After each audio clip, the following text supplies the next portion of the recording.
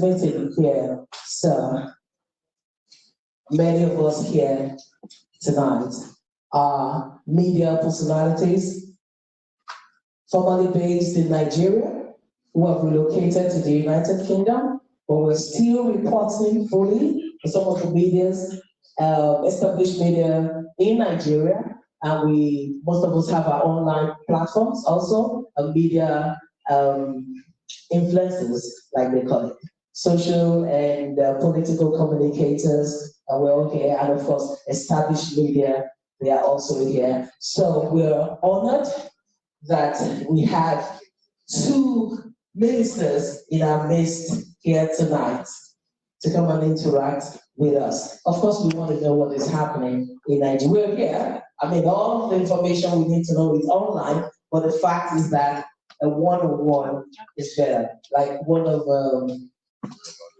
the tribes of Nigeria would say, Ojulorowa, like in the eyes, that is where the talk really is. But number one, I just want to say, and I would also like my colleagues to also acknowledge that they are really happy that you've taken the time to honor us, to have this private meeting with us. Are you in agreement with my colleagues and friends?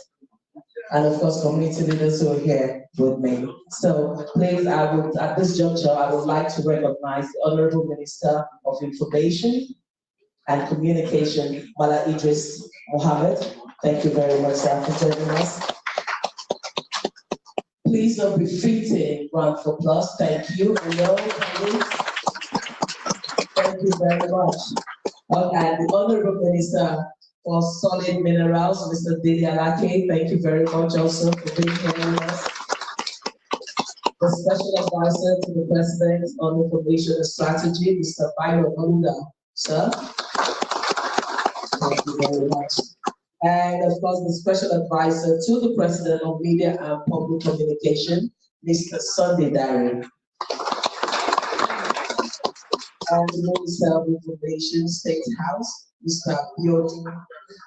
Sorry, Director of Information, State House, Mr. Biodun Ola Dujoye. So, thank you for being here.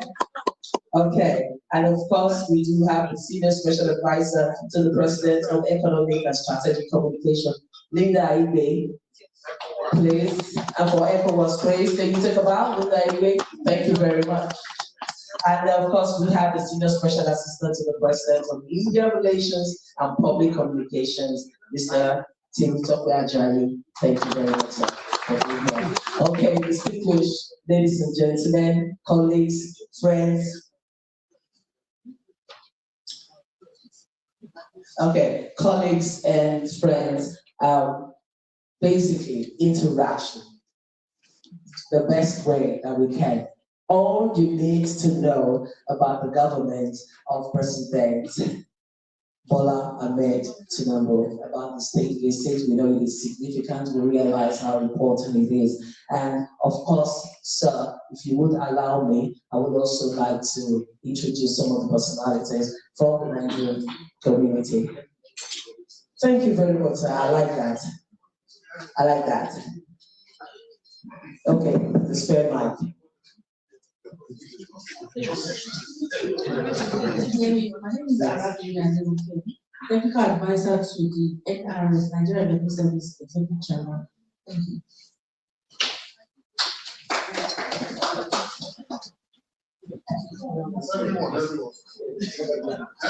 Everyone, thank you very much, sir. Good evening, everyone. My name is Femi Okuchibo, the publisher of Trumpet Media Group and also the founder of the Gathering of Africa's Festivals, GAP Awards.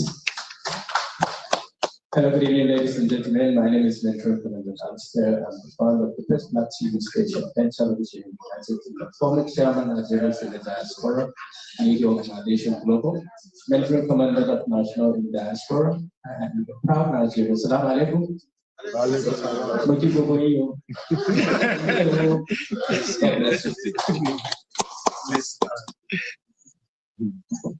Good evening, everyone.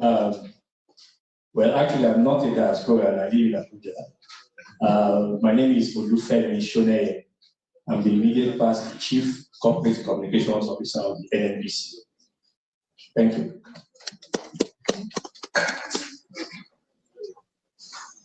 Good evening, everyone. My name is Doreen Argent. Probably the only French person here tonight. I'm the special advisor of Ambassador Zoe, and I'm very proud to be here. Ministers, just also to say that we are representing the initiative Africa Pavilion during the Commonwealth Games in Glasgow in July. So it's for me, it's starting point is visit of the president and with Nigeria here tonight. But it's also about one Africa under one roof to foster dialogue. And from my expertise, seeing Africa as a place to foster systemic investing for a long time, in fact, and development with the right governance and patient habit, I always say. So this is why I am. Thank you. Good evening, everyone. My name is Shepherd Musiadi, media group member at PEN TV. Thank you. Thank you very much. Good evening, everyone. My name is Dan Larry David. I write for Kudus Magazine. Good evening, everyone. My name is Edwin Sobro. I'm the publisher of the Moment newspaper, and I also write for New Telegraph newspaper. My name is Dwight. So the first one, news online, NG.com. Our country, where we came from, may we all please rise for the national anthem. The Nigerian national anthem, ladies and gentlemen. Thank you. Nigeria, we building our own native land. Who finance of believer in other would be stand. Nigeria's all and proud to serve our sovereign motherland. Our flag shall be a symbol that truth and justice reign. In wisdom and tomorrow, and history crowns us with. To hand to our children, a bond of peace and faith. Oh, God of creation, grant this our warring rest. Help us to build our nation, where no man is oppressed, and so with peace and plenty, Nigeria may be blessed.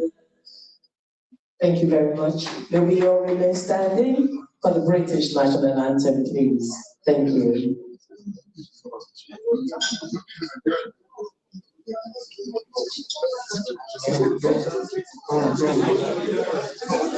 Okay, thank you very much. Will we all be seated? Okay, thank you. Okay, ladies and gentlemen, at this juncture, I would like to call on the Honorable Minister of Information, Mala Idris Mohammed, to give us his welcome address.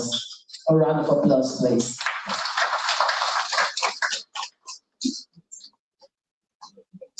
Well, I thought that, okay, I have been asked to sit down. You obey. First, let me, before I say anything, for the man who played the national anthem, our protocol back in Nigeria is that you only take the first stanza if you must say the national anthem. You take only the first stanza. The three stanzas are reserved for when the president is around during major national events. Just for correction, please. The Honorable Minister of Solid Minerals Development, my brother, my Ebo, the veteran Chief Dr. Harry Delianafi, the Special Advisor to the President on Information and Strategy, another veteran, Mr. Bayo Bonaniga, the Special Advisor to the President on Communication, Mr. Sonke Dare, the Senior Special Assistant to the President on Digital Media, Otega Ogran, Senior Special Assistant Topia Ajayi, Senior Special Assistant Linda Ekevi, Linda Ege, Ivy. Maybe I'll give a class to pronounce your name very well. The veterans who are here, including the oldest man here, the tallest man, the project managers, and all those who have gathered this evening. It's indeed a pleasure to be here amongst you to discuss what is happening back home. Indeed, we know that all of you have been following, especially because you are in the information and communication sector. You know very well what is happening back home. But we thought that it is absolutely important that we come and interact with you, since we are directly from Nigeria today. You are our host, so to say. So it's necessary that we come and also intimate you about certain things that have been happening, especially since the administration of President Bola Ahmed Tinubu took office in May of 2023. I've been told that this is supposed to be an interactive session, but I just also thought that it's good for me to set the ball rolling by going through some of those programs and policies that the President has instituted since May of 2023. This, of course, is coming on the heels of the visit of Mr. President to the United Kingdom on the invitation of the King and also the Prime Minister of Great Britain. Let me say that this is just one engagement that we were beginning with. In the course of our stay here, before the arrival of the President and even during his arrival, during his stay here, we will continue to engage with Nigerians in the United Kingdom, with international media, to tell you those programs and policies that are happening back home. We know that Nigeria has had its own fair share of criticism about some of those policies that were instituted back home. Some of them arising from lack of adequate knowledge, and some out of sheer mischief. So, as communicators, we trust that it is important, regardless of whatever position anyone is taking, to go through some of these programs and policies that have happened in the last close to 3 years, and then interact with you where you have questions, we take them, where you seek clarifications, we provide, where we also need to take some advice from you, we also take to get back on. And so I'm glad that we have members of the media back home. The Nigerian Television Authority is represented here. Channels Television is also here. I understand Arise TV is here, and many people who are joining us using our platforms. It is a pleasure to engage with the global media community during His Excellency President Bola Ahmed Tinubu's state visit to the United Kingdom at the invitation of His Majesty King Charles III. This visit is significant in many ways. It highlights the historic and strategic relationship Nigeria and the United Kingdom, between Nigeria and the United Kingdom, a relationship that is built on deep diplomatic, economic, cultural, and democratic ties. For decades, our two countries have maintained a partnership that spans trade, education, security cooperation, cultural exchange, and shared democratic values. President Tinubu's visit provides an important opportunity to strengthen collaboration across critical areas, including trade and investment, security cooperation, climate action, education, and technological innovation. It also reflects Nigeria's growing importance as a key democratic and economic partner in Africa and a responsible participant in global affairs. Nigeria remains Africa's largest democracy, as we all know. Since 1999, our country has sustained more than 2 decades of uninterrupted democratic governance. During this period, democratic institutions, including the legislature, the judiciary, and the electoral system, have continued to evolve and strengthen. Nigeria also maintains one of the most vibrant media environments on the African continent, with thousands of active media outlets and a strong civil society sector that contributes to public accountability and democratic participation. These institutions demonstrate that Nigeria's democracy is resilient and continues to mature. About 48 hours ago, the president met with the cream of the Nigerian media industry in Abuja at the State House. Almost all the leaders in the media industry were with the president about 48 hours ago in Abuja to share in first the iftar, the end of Ramadan of that day, and also to discuss ongoing reforms that the president had instituted. At the heart of President Bola Ahmed Tinubu's administration is a clear commitment to ensuring that democracy delivers real and tangible benefits to the Nigerian people. Through the Renewed Hope agenda, the government is implementing reforms to stabilize the economy, expand opportunity, strengthen social protection, and invest in the country's long-term development. Many of you will be familiar with the macroeconomic reform foundation of the Renewed Hope agenda, focused on addressing long-term structural challenges that have put public finances under severe pressure and discourage domestic and foreign investment. It is no longer news for all of you to know that at the inception of this administration, President Bola Ahmed Tinubu came about with 2 very major policy reforms that have changed Nigeria for good.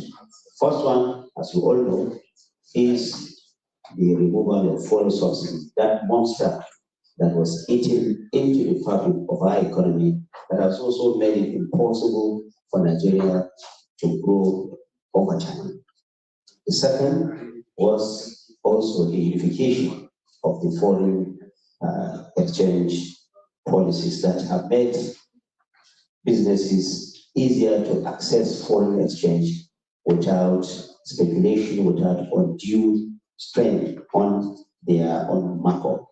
Once upon a time, as you all know, it was difficult for you to pin or to say exactly how much you were going to get the US dollar, for example, or the UK pound, because of the arbitrage that was inherent in that system at the time.